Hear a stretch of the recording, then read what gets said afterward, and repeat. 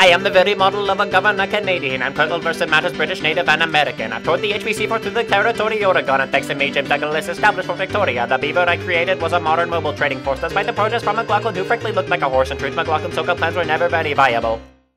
And to be honest, his son's death was rather justifiable. Though he tried to hand Vancouver Island to the Americans, I proved I was the model of a governor Canadian. Hello, George. Are you singing a song? Yes, Governor Douglas. Care to try a verse? I think I shall. I am the very model of a governor Canadian. I'm Colonel versus matters British, Native, and American. On Vancouver Island, I made a legislative assembly and stopped the place from becoming a shameful landed gentry. With Native peoples, I always negotiated fairly, yearly giving at least 2 pence and 10 shillings per family. I knew that we were missing out on lots of easy revenue. And so I started constructing the road known as Caribou. I stopped people from leaving through the territory American and proved myself the model of a governor Canadian. We're quite well versed in matters British, Native, and American. So we are the very models of governor Canadians.